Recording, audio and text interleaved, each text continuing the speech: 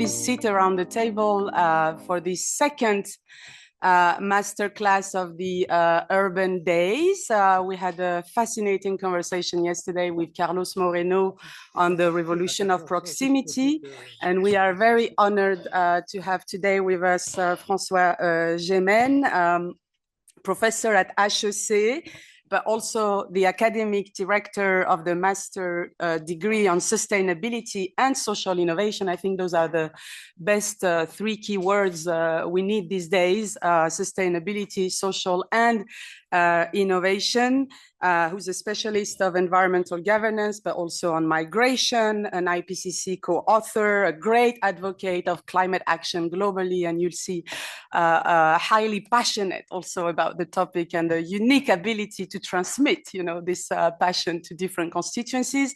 This is, I also have to say, a segment of the Urban Days that we're opening to the public. So we are not closed door here. We are public. We have over 100 participants registered online who are following us also on Zoom.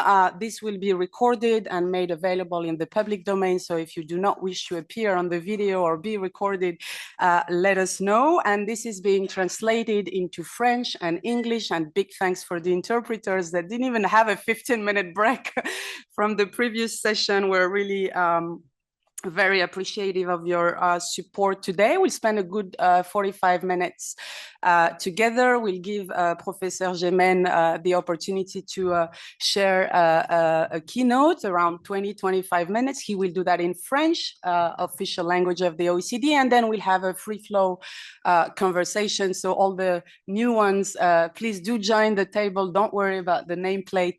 Sit around so we can have a free-flowing conversation. François Gemene, merci beaucoup pour votre présence aujourd'hui et je vous donne la parole. Bonjour et merci beaucoup pour l'invitation. I was asked to do the presentation in French as an official language of the OECD. I hope it's not too bothering for anyone. Et donc, on va passer en français. Merci beaucoup aux interprètes pour la traduction.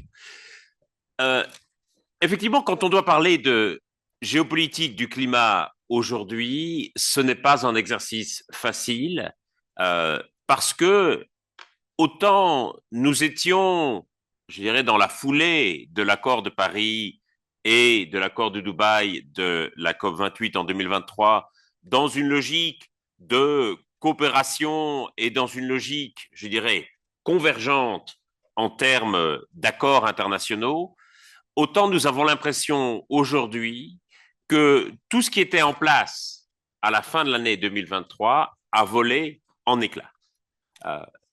Et j'étais très frappé de voir à quel point la COP29, qui s'est conclue en novembre dernier à Bakou, n'avait même pas été capable de reprendre les termes que nous avions convenus à Dubaï lors de la COP28 en 2023. Et bien entendu, cela crée pour tous les acteurs engagés dans la transition un sentiment d'incertitude et d'instabilité qui est évidemment un frein considérable à la transition.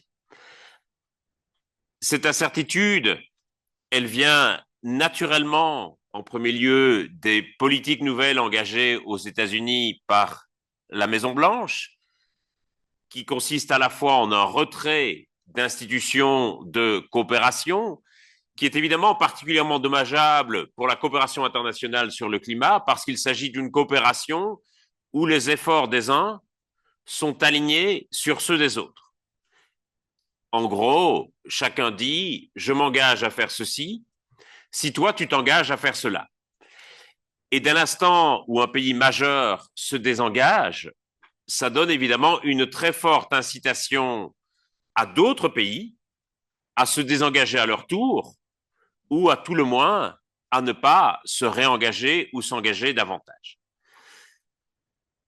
Le deuxième élément délétère pour la transition qui est engagée par les politiques de la Maison-Blanche en ce moment, je crois, c'est l'effet de grande confusion et d'incertitude sur le futur de la transition. Et on touche ici à un des paradoxes du climat en démocratie. la démocratie a évidemment besoin d'alternance politique. La démocratie a besoin de changements de politique publique et chacun sait qu'il n'est pas bon pour une démocratie que ce soit toujours les mêmes partis, les mêmes personnes qui restent au pouvoir. Par contre, la transition, elle, a besoin de politiques de long terme, d'une stabilité et d'un cap clair. Lorsque les acteurs de la transition doivent engager des investissements conséquents, ils ont besoin d'une vision à 10, 15, 20 ans sur le retour sur investissement. Or, aujourd'hui, beaucoup d'acteurs de la transition n'ont plus cette visibilité sur le long terme. Et peut-être avons-nous été naïfs de penser que la transition allait s'effectuer naturellement, spontanément, et qu'une fois lancée, la transition était en quelque sorte irréversible. Nous voyons bien que ce n'est pas le cas, et nous voyons bien que certains des mouvements qui avaient été engagés pour la transition peuvent en réalité s'arrêter. Et le problème, bien entendu, c'est que s'il y a de l'incertitude et de l'instabilité, cela crée aussi de l'immobilisme. Et c'est la raison pour laquelle de nombreuses entreprises, de nombreux gouvernements, en Europe et ailleurs dans le monde, se disent aujourd'hui, que fait-on? Se disent aujourd'hui, est-ce que cela sert d'agir si nous sommes les seuls à agir? Et je comprends évidemment que ces questions puissent être posées. C'est là, je crois, où il est très important d'articuler la transition comme un projet économique nouveau et comme potentiellement le fondement d'un contrat social et d'un projet démocratique. Et c'est là, je crois, que nous avons une responsabilité en tant qu'acteurs de la transition, y compris dans le débat public et dans la manière dont les choses vont être présentées au grand public. Le problème, je crois, c'est que ce focus que nous avons sur la transition et cette incertitude et cette instabilité, elle vient sans doute largement du fait que nous prêtons peut-être trop d'attention à ce qui se passe au niveau des gouvernements et pas suffisamment d'attention à ce qui se passe au niveau local, au niveau des villes, des municipalités. Je suis toujours frappé quand je rencontre des autorités locales, quand je vais voir les projets, les initiatives qui sont menées dans des villes, de voir à quel point les initiatives qui sont menées sont en réalité très différentes du débat politique au niveau national. Or, le problème du débat politique au niveau national, c'est qu'il va souvent se consacrer à des enjeux symboliques et idéologiques. C'est pour cela, par exemple, que la question du climat aujourd'hui et de la transition apparaît comme un sujet woke dans certains pays et donc répulsif pour une certaine partie de l'électorat. À l'inverse, quand je vais dans des villes et quand je discute avec des autorités locales, que ces villes soient dirigées à gauche ou à droite, je suis frappé de voir à quel point les villes ont souvent une vision beaucoup plus pragmatique de la transition. Et je dirais que n'importe quel maire, n'importe quel responsable politique local, s'il a à cœur l'intérêt de ses habitants et de ses administrés, va évidemment comprendre qu'il est dans l'intérêt de sa ville, de sa municipalité, d'engager ces politiques de transition. Parce que il va y avoir un bénéfice immédiat pour ses habitants. Et je crois que la grande difficulté à laquelle nous faisons face aujourd'hui en matière de transition, c'est que parfois, nous avons négligé un élément essentiel de physique du climat. Et cet élément de physique du climat, c'est qu'il n'existe absolument aucune corrélation directe entre votre niveau d'émission personnelle et le niveau d'impact auquel vous allez être confronté au cours de votre vie. En d'autres termes, les impacts du changement climatique qui vont toucher la ville de Paris au cours des prochaines années ne dépendent pas uniquement des politiques qui seront mises en place par la maire de Paris, Madame Hidalgo. ça dépend aussi, bien entendu, des émissions passées et ça dépend aussi des émissions des autres. Et ça peut évidemment être très décourageant pour la transition quand vous la prenez au niveau national, parce qu'il y a une très grande difficulté à accepter que votre futur climatique et donc à certains égards votre futur tout court ne dépendent pas tellement de vos décisions à vous, ne dépendent pas tellement de vos politiques, mais dépendent surtout de ce qu'on a fait par le passé et surtout de ce que les autres vont faire. Et ça, c'est une très grande difficulté parce que ça veut dire que ce qui va se décider à Paris, à Bruxelles, à Washington ou à Pékin va transformer le climat de l'Afghanistan, du Bangladesh ou du Soudan. Et bien évidemment, les Soudanais, les Bangladais ou les Afghans n'ont quasiment aucune prise sur ce qui se décide à Washington, à Pékin ou à Bruxelles. Et à l'inverse, les impacts du changement climatique que va subir Paris, la France et l'Europe, eh bien, dépendent aussi naturellement de ce qui se décide à Pékin et à Washington, mais aussi de ce qui se décidera demain au Caire, à Lagos, à Jakarta, à Mexico et évidemment à New Delhi. Et ça, dans la manière dont nous abordons la souveraineté, c'est une très grande difficulté parce que la géopolitique mondiale, l'ordre international reste, depuis 1648, façonné par la souveraineté nationale, par l'idée qu'un gouvernement a la maîtrise de ce qui se passe à l'intérieur de son territoire. Or, le changement climatique remet profondément en cause cette conception de la souveraineté nationale. Voilà que d'un coup, vous n'êtes plus maître de ce qui arrive chez vous. Et la situation est évidemment exacerbée pour des pays qui sont très exposés aux impacts du changement climatique. Si nous prenons le cas des petits États insulaires, voilà une situation où littéralement leur territoire se dérobe et est grignoté par la hausse du niveau de la mer, non pas en raison des actions et des politiques décidées par leur gouvernement, mais en raison d'actions et de politiques décidées à l'autre bout du monde sur lesquelles ils n'ont quasiment aucune prise. Et donc, nous nous retrouvons avec une très grande difficulté prosaïque pour la transition, c'est que si nous voulons agir pour le climat, nous avons l'impression qu'en réalité, ça va surtout bénéficier aux autres, aux générations futures ou à des pays lointains, et que pour cela, nous allons devoir sacrifier une partie de nos intérêts.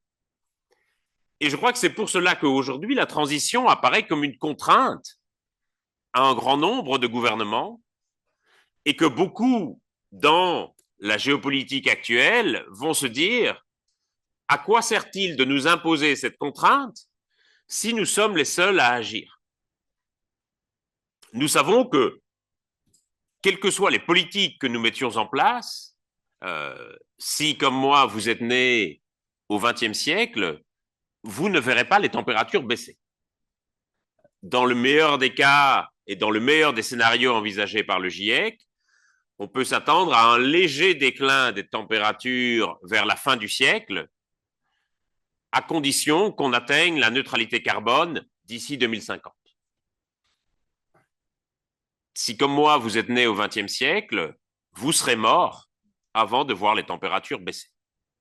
Si certains dans cette salle ont eu la chance de naître au XXIe siècle, il est possible qu'au moment où vous prendrez votre retraite, vers 85 ans, à ce moment-là, il est possible que vous voyez un léger déclin des températures et vous pourrez mourir tranquille, satisfait de savoir que le changement climatique est désormais un problème réglé. Mais dans l'immédiat, ça nous pose un énorme problème. Et c'est ici que l'action locale va être absolument déterminante. Parce que l'action locale va pouvoir incarner concrètement les bénéfices de la transition, va pouvoir s'éloigner d'un discours qui est parfois symbolique ou idéologique pour entrer dans le concret de la matérialité de la transition. En d'autres termes, c'est au niveau local qu'on va pouvoir montrer que des transports décarbonés, ce sont aussi des transports plus efficaces, plus fiables, plus confortables. C'est au niveau local qu'on va pouvoir montrer que des logements décarbonés, ce sont aussi des logements plus confortables pour les gens, qui leur coûtent moins cher parce que la facture d'énergie est réduite. C'est au niveau local qu'on va pouvoir démontrer qu'une alimentation décarbonée, c'est aussi une alimentation plus saine, meilleure pour la santé. Tous ces bénéfices pour la santé, pour le confort, pour le portefeuille, pour la cohésion sociale, ce sont des bénéfices immédiats que les gens vont pouvoir saisir au cours de leur vie. Et c'est aussi au niveau local qu'on va pouvoir avoir une plus grande continuité dans les politiques de transition qui vont être absolument essentielles. Et c'est pour ça qu'il est absolument essentiel, je crois, particulièrement dans le climat géopolitique actuel, que les autorités locales affirment leur engagement pour la transition. Vous vous souviendrez que lors du premier retrait américain de l'accord de Paris en 2017, il s'était créé un vaste mouvement de municipalités et d'autorités locales aux États-Unis qui proclamait We are still in. Nous sommes toujours dans l'accord de Paris. Je pense qu'il est aujourd'hui, dans ce climat un peu d'incertitude, d'hésitation et d'atermoiement, je pense qu'il est essentiel que les villes, que les autorités locales affirment leur engagement pour la transition de manière à recréer une dynamique positive en termes de débat public et de manière à montrer qu'il y a des bénéfices immédiats à la transition. De manière à montrer aussi qu'en termes d'adaptation, il y a énormément de choses qui peuvent et doivent être faites au niveau local. Et là encore, face aux impacts du changement climatique, c'est évidemment au niveau local que ça va se passer. Pour ce qui concerne à la fois des questions immédiates d'alerte et d'évacuation des habitants lors des catastrophes, pour ce qui concerne la protection de certaines infrastructures, pour ce qui concerne la végétalisation et donc la lutte contre les îlots de chaleur, mais également pour ce qui concerne des phénomènes plus globaux. Je pense notamment aux migrations et aux personnes qui vont être déplacées par des catastrophes climatiques. Nous savons que les endroits où vont aller les migrants et les réfugiés en premier lieu, ce sont dans les villes. Et donc, il est essentiel aussi de réaliser que face aux impacts du changement climatique, ce sont les villes qui sont en première ligne. Or, souvent, on va décrire ces impacts de façon un peu générale. On va dire, voilà, les températures vont augmenter de X degrés, on va avoir un risque accru d'incendie, d'inondation, accru de X%. On va dire, voilà, telle ou telle zone qui risque de devenir inhabitable ou inondée. Sauf que la réalité de ces impacts, elle va se manifester dans les villes. Et c'est là encore, je crois, que les villes vont devoir assumer une fonction qui jusqu'ici était réservée aux gouvernements nationaux, c'est-à-dire une fonction régalienne de protection des habitants. Or, ces questions régaliennes sur la sécurité, sur la défense, sur l'ordre intérieur, ce sont traditionnellement des fonctions qui sont réservées aux gouvernements nationaux. De plus en plus, les autorités locales vont devoir assumer ces fonctions régaliennes et dire clairement la question de l'adaptation au changement climatique, c'est aussi une question de protection des gens, de protection de nos habitants et donc une fonction régalienne. Ça va impliquer plusieurs choses, notamment en termes de représentation des villes dans les négociations internationales et dans les forums internationaux.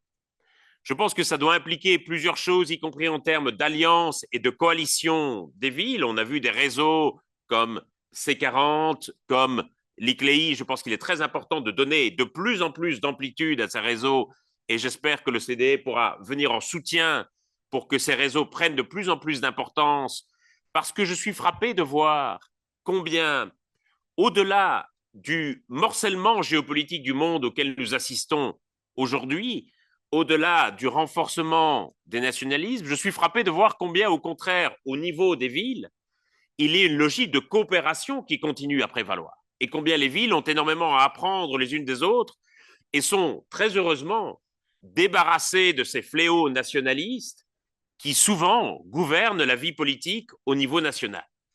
C'est fondamental. Et c'est fondamental non seulement pour les questions de coopération, mais aussi si l'on veut convaincre les gens que la transition est un projet plutôt qu'une plutôt qu'une contrainte. Et je veux prendre ici, pour conclure, un exemple qui m'a beaucoup marqué à Paris, au début du mois de juillet, avant l'ouverture des Jeux Olympiques. Ceux d'entre vous qui habitent Paris se souviennent de l'ambiance qui régnait dans cette ville au début du mois de juillet. Ces Jeux Olympiques allaient être une catastrophe. Ça allait être le fiasco de la décennie. Rien n'était prêt. Les chantiers n'étaient pas terminés, les touristes n'arrivaient pas, la sécurité et l'organisation n'allaient pas suivre, il y avait des embouteillages partout dans la ville à n'en plus finir, il y avait des grillages qui faisaient qu'on avait l'impression d'être en prison dans son propre quartier. Plus personne ne voulait entendre parler de ces maudits Jeux Olympiques. Et quand on regardait les sondages, une majorité des Parisiens regrettaient amèrement que leur ville se soit un jour portée candidate à l'organisation de ces Jeux qui allaient être le fiasco du siècle. Et de toute façon, tout le monde sait bien que la France est parfaitement incapable d'organiser des manifestations de cette ampleur. Et donc, une partie des Parisiens, ne voulant pas assister à cette catastrophe de leurs propres yeux, s'étaient courageusement réfugiés à la campagne pour voir ce fiasco de loin à la télévision. Et puis la cérémonie d'ouverture a commencé, et au bout de quelques minutes, tout le monde a rapidement compris que ces Jeux Olympiques n'allaient pas du tout être un fiasco, mais au contraire allaient être une grande réussite, un motif de fierté collective, et la presse a même parlé de parenthèse enchantée pour le pays. Et les Parisiens qui s'étaient retranchés à la campagne ont commencé à se mordre les doigts en se disant qu'ils n'avaient peut-être pas pris là la décision la plus intelligente de leur vie, ou alors à les utiliser pour chercher frénétiquement sur Internet les derniers billets disponibles et rentrer dardard à la capitale pour quand même voir un petit peu de ces fameux Jeux Olympiques. Qu'est-ce qu'il a fallu pour que l'opinion publique se retourne complètement? Il a fallu toucher du doigt concrètement à quoi ces Jeux Olympiques allaient ressembler. Il a fallu toucher du doigt concrètement, au-delà des grands discours, des grands récits, des grands narratifs, les gens, comme saint Thomas, ont eu besoin de voir concrètement ces Jeux Olympiques pour se convaincre que ça allait être une réussite. Et je pense que c'est exactement pareil avec nos politiques de transition, qu'elles touchent à la décarbonation ou à l'adaptation. On parle beaucoup de grands récits, de nouveaux imaginaires, de reconnexion à la nature, etc., etc. Et tout ça est très bien pour remplir des pages de magazines. Mais concrètement, si nous voulons que les gens s'engagent dans la transition, il va falloir leur montrer concrètement à quoi vont ressembler des transports décarbonés, des logements décarbonés, une alimentation décarbonée. Il va falloir leur montrer concrètement tout ça de manière à ce que chacun comprenne pourquoi nous y avons intérêt. Intérêt aujourd'hui et ici, dans notre ville. Pas seulement pour les générations futures ou pour les gens du Bangladesh, du Soudan, de l'Afghanistan, des pays qu'on ne visitera sans doute jamais, mais pourquoi la transition peut fournir des bénéfices immédiats et ici. Et c'est là que l'action des villes va être absolument déterminante, et c'est pour cela qu'il faut absolument la faire connaître et la faire savoir. Je termine, je vois que j'arrive à peu près au bout de mon temps de parole, je termine par une histoire. Si vous vous êtes baladé dans les rues de Paris aujourd'hui ou hier ou cette semaine, vous aurez remarqué que malgré la météo maussade, il y avait énormément de gens qui faisaient du vélo. Et les statistiques montrent même qu'il y a désormais davantage de cyclistes que d'automobilistes à Paris. C'est quelque chose qu'on n'aurait pas cru imaginer il y a une dizaine ou une quinzaine d'années. Et c'est quelque chose, vous le savez, qui n'est pas propre à Paris. Si vous habitez dans une grande ville, où que ce soit dans le monde, vous savez qu'il y a de plus en plus de gens qui font du vélo, qui vont au travail en vélo, qui font leurs courses en vélo, qui déposent leurs enfants à l'école en vélo, etc. Et cette transformation de la mobilité urbaine, elle n'a pas commencé à Paris, elle a commencé dans une ville beaucoup plus modeste, la ville de La Rochelle, dans les années 70. Et dans les années 70, la municipalité de La Rochelle a l'idée de mettre en place un système de vélo en libre service pour les Rochelais. Et à l'époque, personne n'est prêt à miser un centime sur cette idée de vélo en libre service. Les gens pensent que ça ne marchera jamais, que les vélos seront volés ou vandalisés, qu'il n'y a aucune chance pour que les Rochelais fassent un jour du vélo. Et pourtant, la mairie s'est accrochée, a mis en place le système de vélo en libre service, et ce fut un énorme succès. Tous les Rochelais se sont mis à faire du vélo, on a pu piétoniser certaines rues du centre-ville, et ce succès a été regardé avec intérêt par d'autres villes. D'abord par Rennes, qui a mis en place un système similaire, ensuite par Lyon, nouveau succès à Lyon, et puis Paris a copié Lyon et a même trouvé un modèle économique pour ce système de vélo en libre service, et ce furent les Vélib, qui existent toujours aujourd'hui. Et quand les Vélib sont introduits à Paris, il y a maintenant une douzaine ou une quinzaine d'années, c'est l'engouement général. Tout le monde veut essayer ces fameux Vélib. Et tout le monde, ça veut dire à la fois tous les Parisiens, mais aussi tous les touristes. Et comme Paris est la première destination touristique mondiale, ce sont bientôt des milliers, voire des millions de touristes qui vont essayer les Vélib et qui, de retour dans leur ville, se disent « on peut faire pareil chez nous, on peut mettre en place le même système dans notre ville ».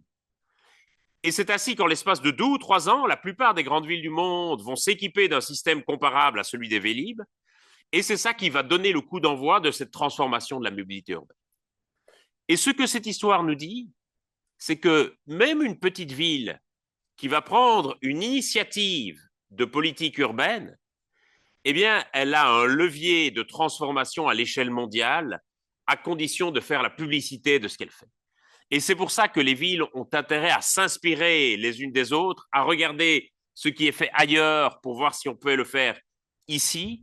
Et que là, je crois, où notre attention en matière de transition se porte souvent sur l'action des gouvernements, qui, il faut bien le dire, est un peu décourageante en ce moment, nous aurions bien davantage intérêt à nous tourner vers ce qui est fait dans les villes et à faire la publicité de ce qui est fait dans les villes, de manière à ce que d'autres puissent s'en inspirer et de manière à ce que chacun puisse comprendre à quel point la transition peut être un formidable projet dans l'intérêt de tous. Voilà, merci beaucoup.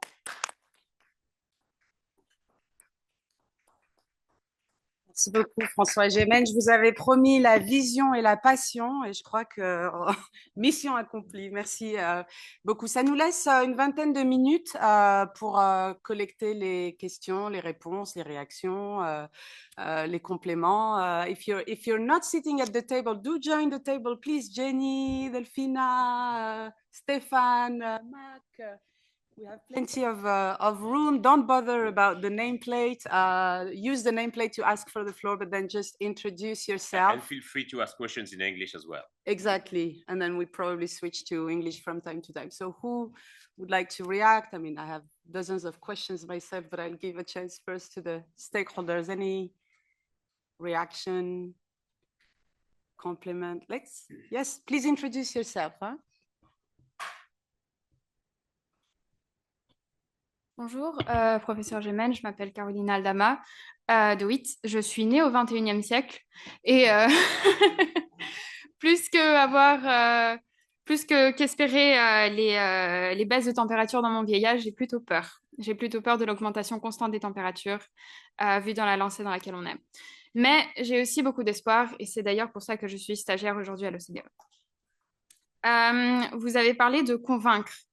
Que les politiques doivent convaincre pour la transition économique. Mais je pense qu'il faut aussi... Donc, pour ce faire, il faut avoir un vrai dialogue entre les décideurs politiques et les citoyens, parce que je pense qu'il y a aujourd'hui un désengagement face au développement durable, face au thème de la transition écologique, puisqu'on entend tous les jours des mauvaises nouvelles, encore, qu'il y a de l'inaction. Donc, on entend ça au niveau national et peut-être ça ne se répercute pas au niveau local. Et donc, je pense qu'au niveau local, il faut des vrais efforts de dialogue entre les politiques, mais pas que les politiques, parce qu'il faut construire de la confiance aussi. Et je pense qu'il faut beaucoup de temps et beaucoup d'efforts pour construire de la confiance. Donc, il faut qu'il y ait une variété d'acteurs qui mettent beaucoup d'efforts. Vous, des professeurs, tous les gens qui sont ici dans cette salle. Voilà, donc je vous encourage beaucoup à le faire et je vous encourage aussi à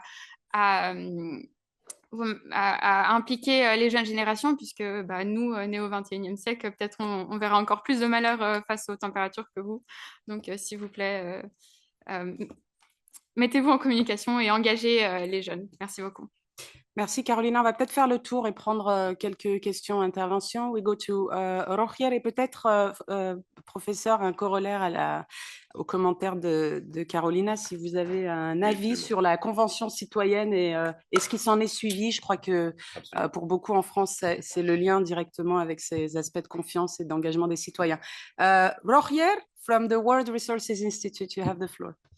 Thank you so much. Fantastic stories. And I was with I was in Paris during the Olympics, and I had the feeling this is going to be a disaster, and it was the best, the best sports event. I actually was I mean, I've been many times in Paris, but it was beautiful, right? So anyway, I love the analogy.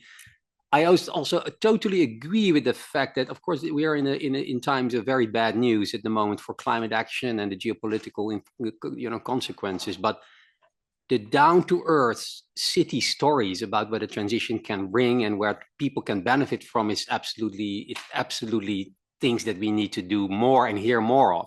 I just want to give a very brief example, and then I come to the question around especially technology transfer and the current kind of world of tariffs and complexity of manufacturing. So in Kenya, for example, where we work, and we are mostly interested in scaling implementation.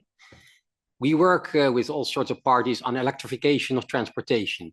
There's a private sector party in Kenya that brings in, flat packs of buses to Kenya, assembles them, and has now a business model that's actually much more attractive for operators. Within 3 years, they can pay back the bus.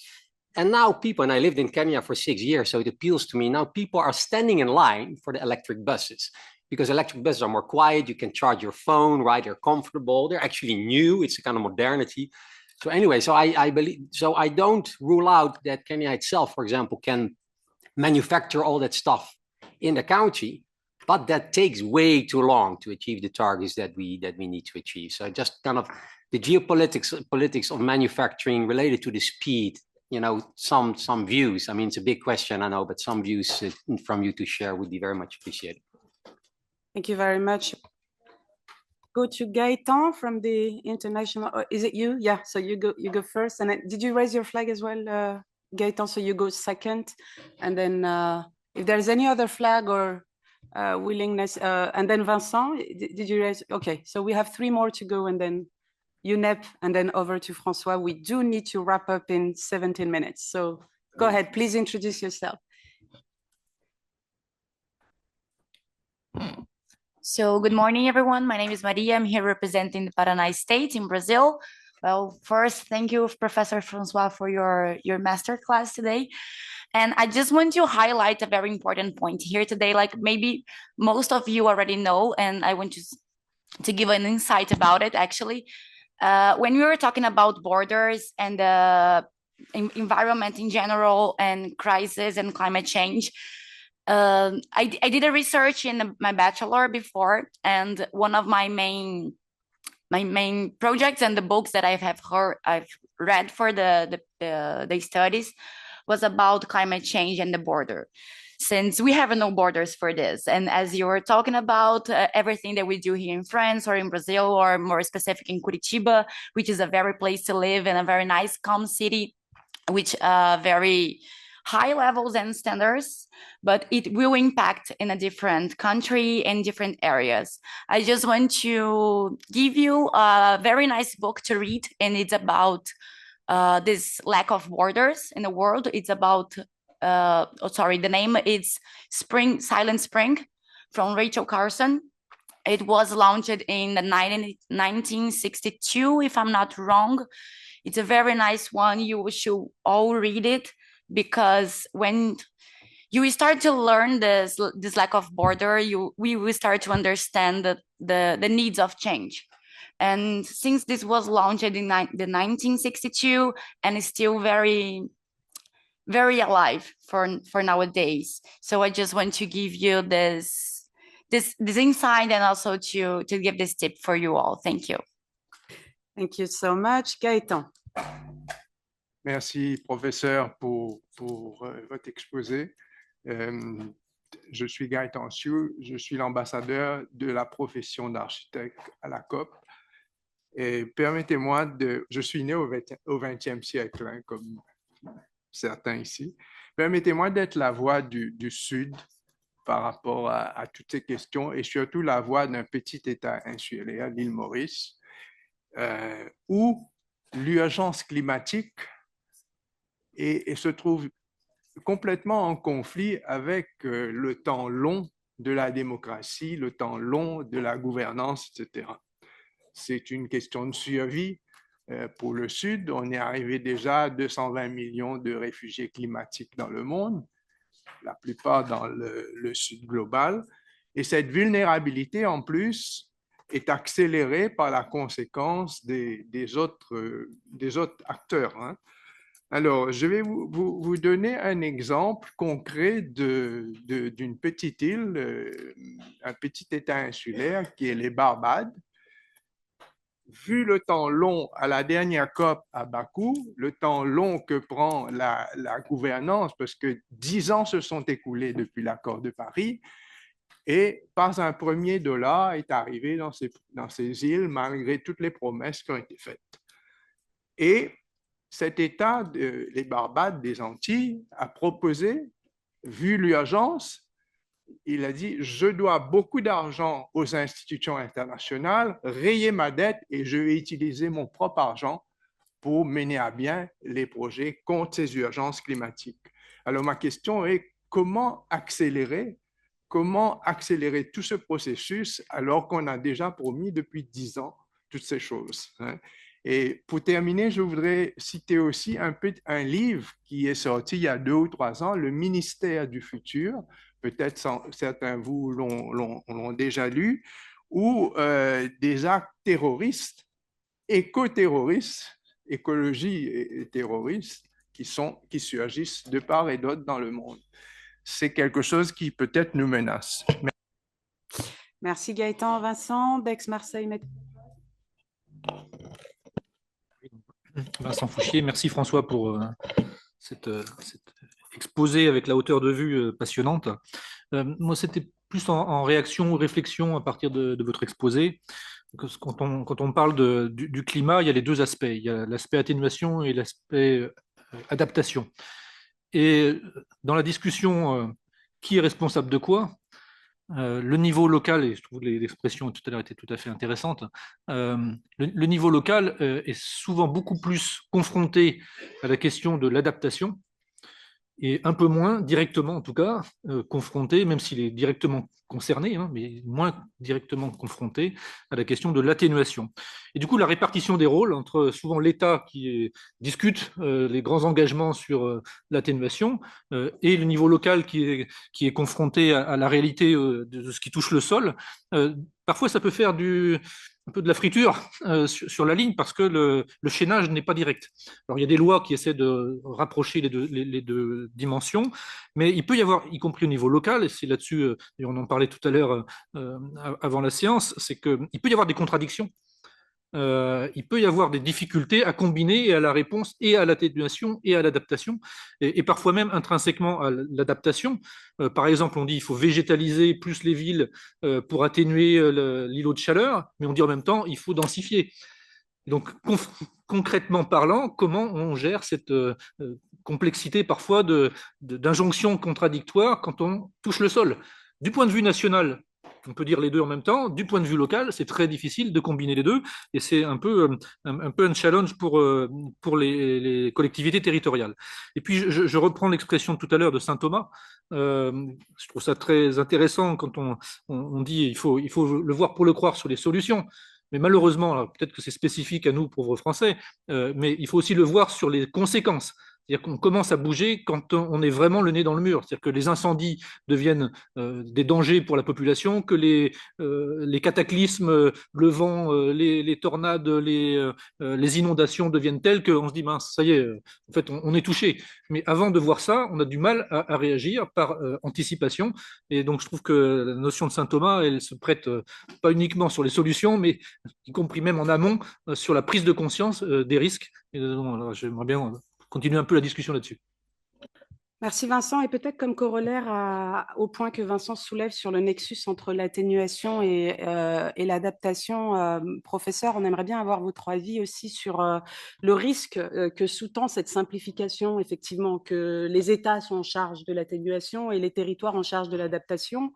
On voit beaucoup à l'OCDE de situations maintenant où on va devoir avoir aussi des mécanismes de solidarité au niveau national pour l'adaptation. On ne peut pas laisser les territoires assumer à eux seuls le coût de cette adaptation, au même titre qu'on met en avant des pratiques des collectivités territoriales pour l'atténuation, et notamment tout ce qui relève des bâtiments circulaires, de la rénovation thermique, etc. Est-ce que c'est si délimité que ça? J'aimerais avoir votre avis. Dernière intervention, je crois que c'était You are the last. Go ahead, sir. Keep it short, please, and then we'll hear back from François. Okay, great. Yes, actually, I'm a student from Sciences Po. I don't know if we have to talk now or if we have to... Yes, okay, great. So hi, my name is Kinde. I'm a member of the Urban School of Sciences Po, and together with Cornelia, we have a question that is a bit linked. Do you still hear me? Yeah. That is a bit linked to the alienating feeling that we can have between our individual efforts and then the global effect. We'd also like to add another factor that seems to have a big impact on our unwillingness to deal with constraints and to do the change that are necessary, which seems to be a double standard in the value of lives and by extension the gravity of the effects of climate change. So this emerging set of affairs starts with a contrasting difference in circumstances. If one ought to draw rough lines, we can notice two groups. On the one hand, the poorest countries least responsible of the emissions and exploitations that have caused climate change, at the forefront of the effects of climate change. And on the other hand, the wealthier countries, often far more responsible of this global challenge, benefiting from a unique stability to prepare their infrastructure and circumstance to the instability that all awaits us in the future. Whilst there used to be hints of cooperation, support from the global north towards the global south a decade ago, the latest COP29 mentioned earlier has shown an unwillingness to translate those words into actual financial resources. With this, there is also a major shift in national politics, a real shift towards the prioritization of domestic interests, generally accompanied with climate skeptical sentiments and an acute dehumanization of the other. We also can notice an attachment to a twisted imperialist past and often a normalization of neo-fascist and colonial sentiments. Last week, for example, the French politician Laurent Wauquiez, I hope that I pronounce his name correctly, suggested the idea of sending migrants considered illegal foreigners who aren't authorized to stay in France, so those within OQTF, to be sent to the overseas isolated territories of Saint-Pierre and Miquelon, really resembling colonial policies of the past. One can only imagine what other anti-empathic policy proposals will be proposed once the migration flux from the global south inevitably grows in the upcoming years. So with this context, the question is, how do we ensure that the cities can embrace these responsibilities of protection that were otherwise allocated to the nation states that you've presented earlier, without opting for what seems to be a temptation within our political leaders to utterly disregard the lives of the foreigners and the undocumented? Thanks so much. And that was indeed the youth moment, François, because we had throughout the session. You have the floor. That is a very important point that you raised, so thanks for raising it. Merci beaucoup. Je vais essayer de répondre de la façon la plus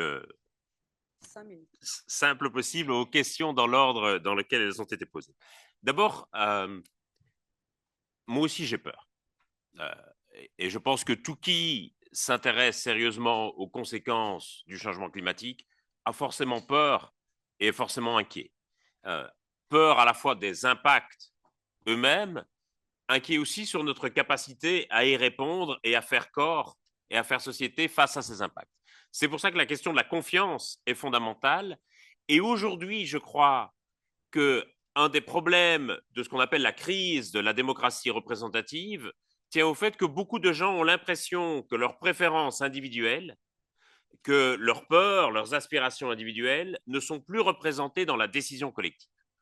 Et c'est là où le niveau local de la démocratie me paraît très, très important parce que c'est au niveau local que les gens vont avoir le plus de prise sur la décision collective. Et ça, c'est fondamental si on veut réinstaurer un climat de confiance qui est absolument nécessaire pour la transition. C'est là où l'expérience de la Convention citoyenne pour le climat, qui avait été initiée en France à la suite de la crise des Gilets jaunes, me semble très importante. Et aujourd'hui, cette Convention citoyenne, elle est parfois un peu jugée un peu durement, parce que les propositions qui avaient été faites par les citoyens n'ont pas été reprises par le gouvernement. Mais je voudrais qu'on s'intéresse un peu plus au processus lui-même, qui fait que 150 citoyens tirés au sort, avec des opinions très différentes sur la transition, 3 d'entre eux étaient même climato-sceptiques de leur propre aveu, eh bien, ils vont discuter pendant 9 mois ensemble. Ils vont s'informer, ils vont écouter des experts, ils vont lire des documents, peut-être le Printemps silencieux ou le ministère du futur. Et au bout de ces 9 mois, qu'est-ce qu'on a? 150 Greta Thunberg, qui vont proposer des mesures à la fois à la hauteur de la situation et surtout qui vont les proposer ensemble. C'est-à-dire que par rapport à des débats sur l'écologie et la transition qui vont souvent diviser nos sociétés, ils vont en réalité faire mini-société et parvenir à trouver un consensus sur ces mesures. Et donc la question, je crois, que nous devons nous poser, c'est comment faire en sorte que cette expérience de démocratie délibérative, elle puisse être transposée dans d'autres niveaux de la société, et c'est là où l'échelon de la démocratie locale me paraît fondamental, parce que cette question de la confiance dans la décision collective, elle est fondamentale. Now about the issue of technology transfer and what kind of business model can be implemented in the Global South. I think that very often we focus the discussion when it comes to the climate transition in the Global South only on the issue of financial means, which of course is absolutely crucial and important, but we tend to forget technology transfer, and technology transfer is crucially important. And the example of Kenya, which you mentioned with the electrification of transport, but also the rise of solar energy, I think is exemplary, because the reason why Kenya is going this way is because they've been able to find a business model that was in the best interest. And obviously, when I look at the international negotiations, very often Europe or the Global North is lecturing the Global South about the need to phase out fossil fuels, which is easy to say from a European viewpoint. When you don't have coal, when you don't have oil and almost no gas, it's easy to tell the others that they should get rid of fossil fuels. It's as if I were to tell you that we should get rid of long hair. That would be easy for you to accept, Jorge. But if I look at my neighbors, they would have a harder time accepting this. And so clearly, we're in the same boat together here. And so clearly, I think that our responsibility as industrialized countries or nations is not just to provide the Global South with the financial means that would allow them to enable their energy and climate transition, but also the technologies that will allow them to master their own transition without being dependent upon technologies from the West, whatever the West means these days.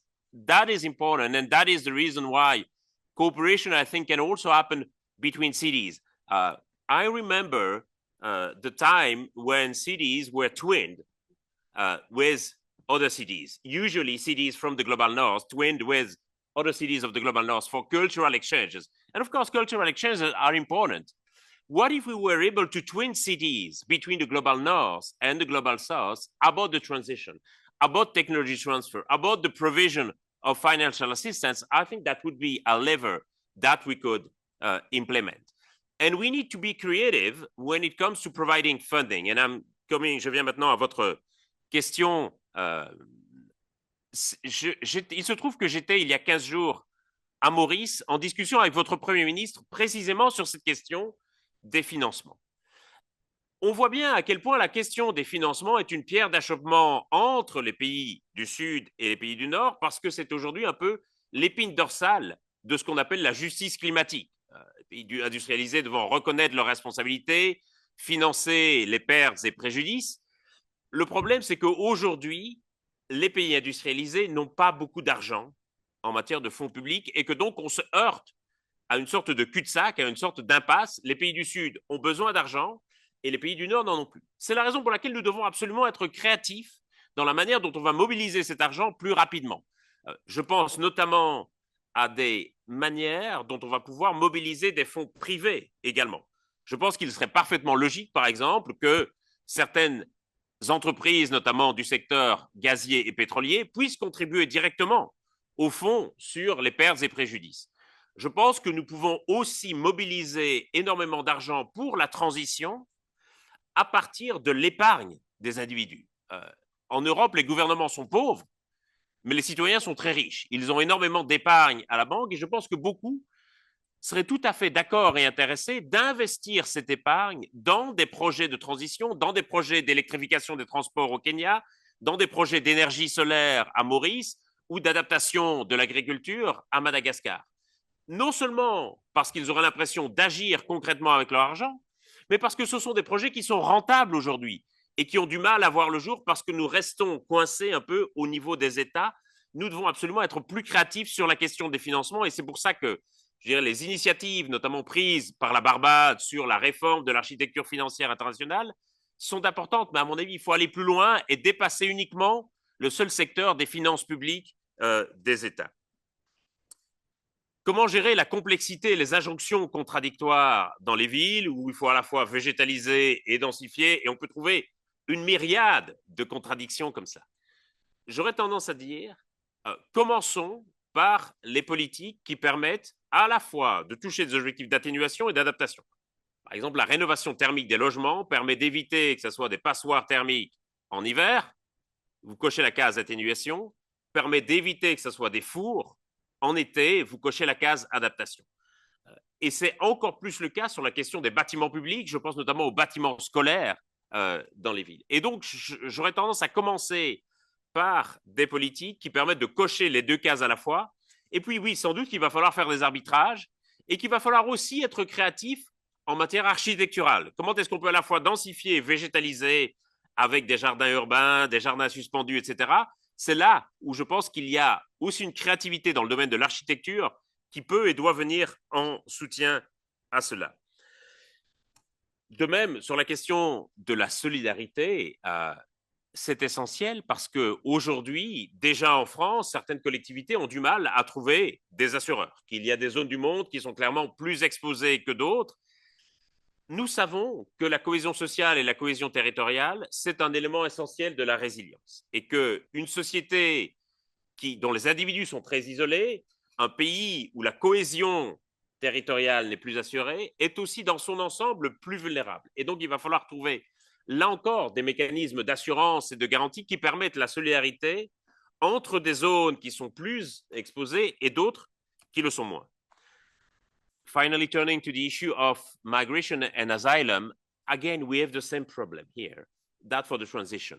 When it comes to the national public debate on migration and asylum, we see that the debate is usually very much focused on symbolic issues that tries to make the migrants the scapegoat of every problem of the country.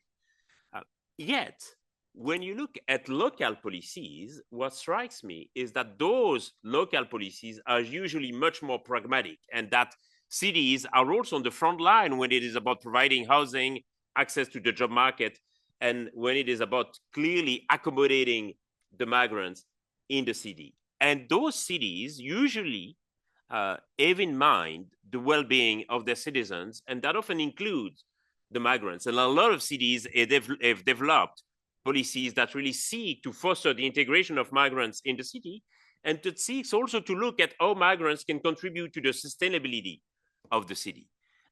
And here again, I think it is important that the city have more responsibilities when it comes to migration and asylum policy. And I think that at the moment, migration and asylum policy is decided only at the national level. I think cities should have a much greater say in migration and asylum policies. I conducted a few years ago a study for C40, the network of cities, that looked at how integration policies and climate policies could go hand in hand at the local level. I think it is really important to foster this. And please send my best to Patrick Le Gallès. It's coming tomorrow. Merci beaucoup, François. It was fascinating. Thank you all. Thank you to the 100+ stakeholders online. Take a 3-4 minute break and we'll start with the climate session of the Urban Days. Merci beaucoup, François.